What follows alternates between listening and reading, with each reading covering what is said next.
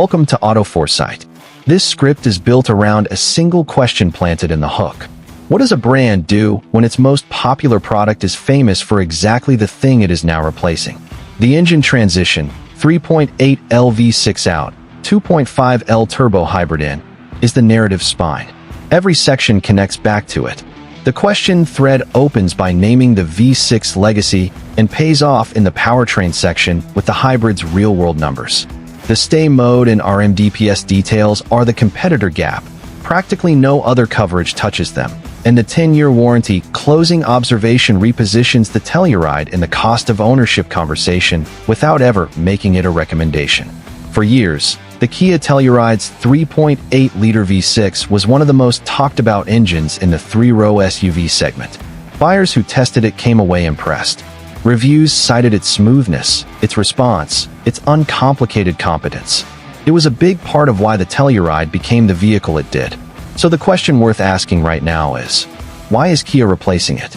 The answer to that gets into something bigger than one engine swap. And it explains nearly every decision in the second-generation Telluride, which is arriving for the 2027 model year. Let's go through it. The Kia Telluride launched in 2020 and became, quickly, one of the most awarded vehicles in its segment. 3 rows, well-built, reasonably priced, it filled a gap that buyers had been asking the brand to address for years. The second generation does not try to fix what went wrong. It tries to solve what was next. The shift is from a vehicle that was respected for what it offered to one that is now competing on where the segment is going. Its main rivals at launch are the Toyota Grand Highlander Hybrid, the Hyundai Palisade Hybrid, and the Honda Pilot. 2 of those are already hybrid. The third is the brand's own sibling product. This positioning matters. Here is the detail that almost no coverage of this car gets into. The redesign moves from a column-mounted power steering system to what is called rack-mounted motor-driven power steering. The practical effect is sharper, more responsive steering, and better high-speed stability. It is the kind of change that does not show up in a spec comparison, but does show up on a long highway trip or a tight parking maneuver. Alongside that, Kia has built what it calls stay mode into the hybrid battery logic. When the vehicle is parked and switched off, the 1.65 kilowatt-hour battery can run the climate control and audio system for approximately 20 minutes, without starting the petrol engine. That is a quiet, but genuinely useful feature for families running errands, for anyone sitting in a car park waiting, or for road trip stops where keeping the cabin comfortable matters. Both of those details have been largely absent from the coverage this car has received. That is worth noting. The 2027 Telluride offers 2 engine options.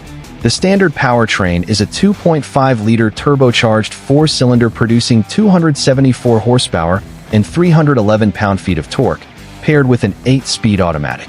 The hybrid pairs the same 2.5-liter turbo with an electric motor to produce 329 combined horsepower and 339 pound-feet of combined torque through a 6-speed automatic. That is more output than the outgoing V6, which itself was not a slow engine. The fuel economy figure that is worth pausing on is this one. The hybrid is estimated at 35 miles per gallon combined. The previous generation managed approximately 20 in city driving. That is not an incremental improvement. That is a different vehicle in terms of running costs. Total estimated range on the hybrid is between 600 and 637 miles on a full tank. For a 3-row family SUV, that number matters considerably on long-distance trips. Towing capacity on the hybrid comes in at 4,500 pounds. The petrol version manages 5,000. Both are usable for a range of family or light-duty tasks, and the 500-pound difference in the hybrid version is the straightforward trade-off for the additional electric hardware. This is where the V6 question from earlier finds its answer. The replacement is not a downgrade dressed in efficiency language.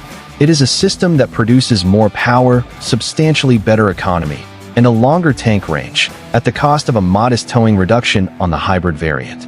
Official range figures and fuel economy numbers are reported across multiple sources, but have not yet been confirmed by final EPA testing. Visually, the second generation moves toward a boxier, more upright silhouette, a direction clearly informed by the EV9, Kia's flagship electric SUV. Whether that aesthetic direction suits the segment is a matter of personal preference, but it is a departure from the softer lines of the first generation. The wheelbase has been extended. This directly addresses the one consistent complaint about the original Telluride: minor but real third-row legroom limitations. Longer families, or families with older children in the back, will notice the difference. The cabin arrives with dual 12.3-inch panoramic displays covering both the instrument cluster and the infotainment screen. Wireless Apple CarPlay and Android Auto are included. Digital Key 2.0 allows the vehicle to be unlocked and started via smartphone, and that access can be shared, useful for households with multiple drivers. Kia has also redesigned the noise, vibration, and harshness package. Triple door seals and acoustic glass front and rear. The intention, according to available reporting, is to create a noticeably quieter environment on long drives. For a vehicle that many buyers will use on multi-hour family trips, that focus is relevant. The X Pro trim, for buyers who want off-road capability alongside the standard feature set, adds 9.1 inches of ground clearance, an electronic limited slip differential, and a dedicated terrain mode covering sand, mud, and snow. That is a meaningful amount of off-road equipment for a family 3-row. Whether most Telluride buyers will use it regularly is a separate question, but its presence positions the vehicle against SUVs that focus primarily on-road refinement. Full driver assistance feature details for the second generation have not been confirmed across all available sources. What is confirmed is the digital cockpit system and the connectivity package. A complete summary of driver aid specifics will follow once additional official information is released. The 2027 Kia Telluride is expected to reach U.S. showrooms in early 2026, arriving as a 2027 model year vehicle. Pricing for the base hybrid EX front-wheel drive trim starts at $48,035, including destination charges. That is the confirmed entry point for the hybrid variant. Additional trim levels and all-wheel drive pricing have not yet been fully announced. Petrol-only pricing has also not been confirmed across all trims. The market announcement is currently focused on the United States. Other market availability, including Europe, Australia, and additional regions, has not yet been confirmed by Kia. One detail that sits outside the powertrain and design conversation is the warranty. Kia offers a 10-year, 100,000-mile coverage package on the Telluride. The Toyota Grand Highlander, its most directly comparable rival in the hybrid segment, carries a 5-year limit as standard.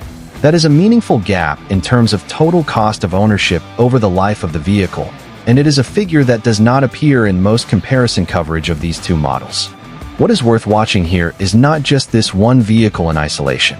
It is that 3 major players in the 3-row family SUV segment are now arriving at a hybrid-first architecture within the same window, and each one is making a slightly different bet on what buyers in this space actually prioritize.